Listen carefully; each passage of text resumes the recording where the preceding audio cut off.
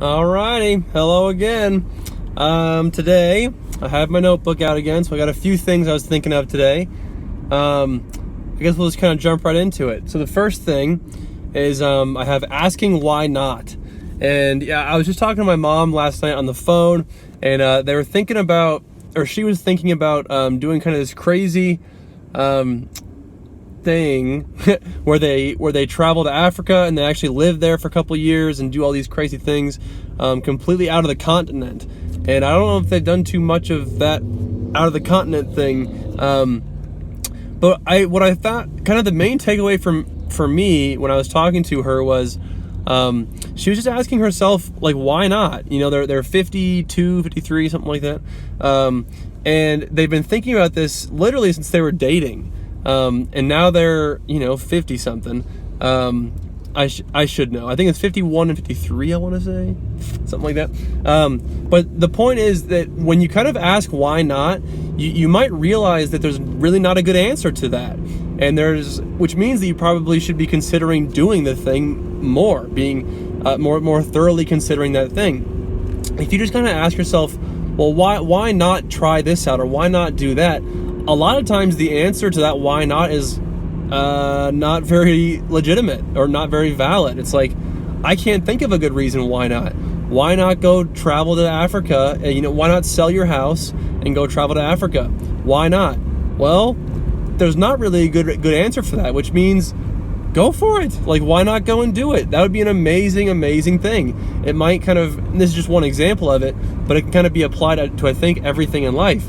If you have like this kind of big, scary, crazy idea, just ask yourself why not, and then again you'll figure it out. Kind of, okay, maybe I should think about this a little bit harder. So asking yourself why not, really powerful. I like that a lot. I think we should all start doing that more. So that's the first thing. Next thing, I don't want to crash. I'm pretty sure I say that in most videos, by the way. I don't want to crash. So, okay, second thing on the list is I have interview process. And so I've learned a few different things. I've been kind of bouncing around from job to job for a few months here now. And I've kind of learned a few different things about the whole interviewing process. And again, these are both totally separate random points. But I think they're still interesting, regardless. So, during the interview process, I've learned that a lot of people think it's a one-way street, right? Where it's you're the employee, you want to join the company, you're the one getting interviewed, and that's kind of it. You try to act professional, you have some questions maybe, and you dress up nice, and you just try to please your employer, right? Your future hopeful future boss. What I've kind of learned though is that it should totally be a two-way street. An interview is an interview not only from them to you, but also from you to them. And my dad's kind of, and my dad's kind of taught me this one, but I've also just done some research on it and figured out how true that is. Because yes, they're interviewing you and they want to see if you'd be a good candidate, but also 100% you're questioning them. You're trying to see if this company that you're interviewing for would actually be a good fit. I think that it's worth kind of diving into some details at the interview and asking, there's 1,000 questions, and there's all these online resources you can go and find all these questions. But I think a couple ones that I've learned anyway recently are who are the people that I'll be working closely with? Because what I've learned in work is that all it takes is one person to drive you away. That is exactly what happened to me at one of my jobs. It was the best, my favorite job I've had to this date. By far. I loved that job. It was so much fun. It was an archery job. I used to fix bows and stuff. But one person, the owner's daughter, and I don't need to get into all the details with that, but one person drove me away, and I left that company. Had I had asked for during the interview, to meet the people that I'd be working closely with, I would have met her, I would have gotten a read on her, gotten a vibe, and probably really seriously reconsidered working there, as opposed to going through all these, months of dealing with her and all this misery, because that was rough. But that's one thing I've learned is ask who you're going to be working close with, because it makes a massive Massive difference. And also one thing I've learned from my mom too, is she taught me, and she told me that to just pay attention to the way that you feel when you walk into the business. So whatever that business might be, for archery for example, when you're walking in, just pay attention to kind of what your emotions are doing. If you're feeling excited and happy that you're there and it's a cool environment and you like it, or is it kind of like, ooh, this is not quite what I thought? Because your blink reaction, your instinct, I know that there's a book called Blink by Malcolm Gladwell, I think, that one of my real estate guys he always suggests and talks about. But I think that you got to trust your instinct because it's right. It's almost always right. And so when you're walking into a job, be really mindful of what's happening in your mind, in your brain. Because, oh wow, there's a semi truck trying to turn. That's not going to work at all. That's very distracting. Oh man, I'm going to get stuck here, I think. So I guess I'll try to stay focused here. So the interviewing man, this is wildly distracting. The interview process. So there's a couple of things there. I guess I'll just jump into the next one. So I have here, stop saying sorry. I actually heard John Mayer talking about this one during an interview. And he was saying that when you're on stage and you're sick and like you feel nasally and your voice is cracking, or the mics are set up wrong, or your guitar's not tuned, or whatever, XYZ, whatever the problem might be, avoid saying, I'm picking my nose. Avoid saying sorry, right?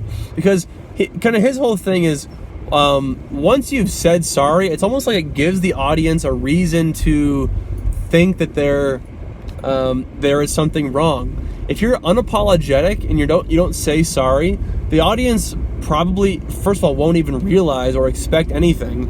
But also, just there's no reason. If you do say sorry, it's like it gives them a reason to think that you needed to say sorry. If you just don't say sorry, you almost avoid the entire situation. And I've kind of been, and that's just, that's one example of musicians on stage, but that can be, I think, applied to other things in life as well. Like in whatever your job is, if you do something not quite right, or I'm just realizing this is actually kind of contradicting what I said yesterday, where you are completely, accountable. You're completely accountable for where you are. But at the same time, though, there's kind of a fine line there, I suppose. But at the same time, I think that saying sorry, doesn't really get you anywhere. It doesn't really do anything.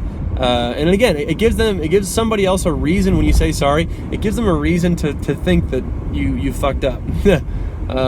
So I guess just stop saying sorry. It's kind of one interesting thing that don't be like rude. I'm not trying to say like be an asshole and just stop saying sorry and being apologetic and polite. Be polite, obviously. Do the normal stuff, but maybe don't be super quick. Don't be so fast to apologize for little things, because chances are people aren't going to realize. So those are, I guess, kind of my three things.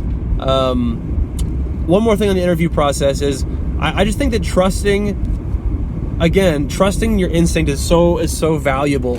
Looking back on jobs that I've gotten through interviews, I'm like, wow, how did you not see that coming from a mile away? It was there. Oprah has this thing where she says, "Oh boy, remembering on camera is not easy." Where it's like, hang on, I'll get it, I think. Oh, it's when someone shows you who they are, she says tells. When someone tells you who they are, believe them the first time. And to me, I've slightly expanded that to where I think when someone tells or shows you who they are, believe them the first time. And I think that is amazing, because a lot of us, I think, don't do that, right? A lot of us go against that sometimes.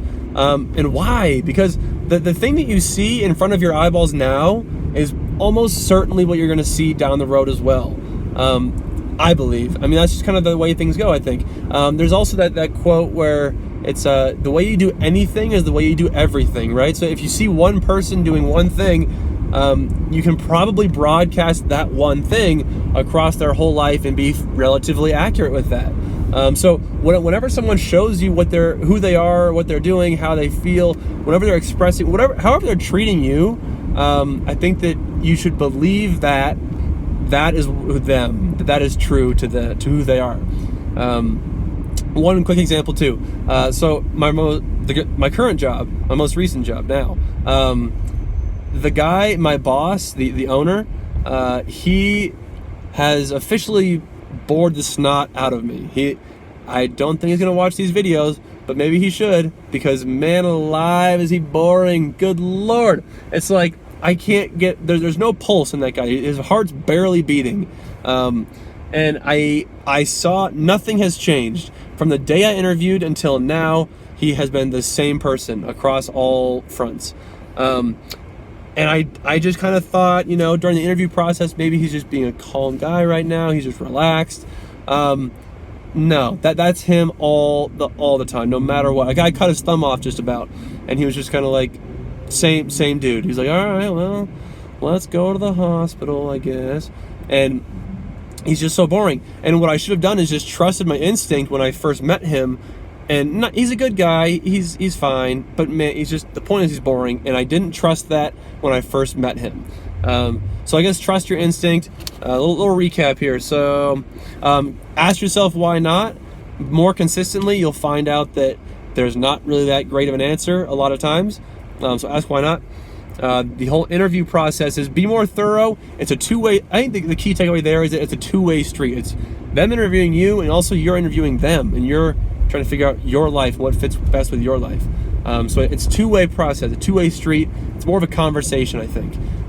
That's the second thing. And then also stop saying sorry. And that one's kind of a simple one, I suppose. But yeah, to just stop giving your audience a reason to think that you needed to say sorry. I think that makes sense.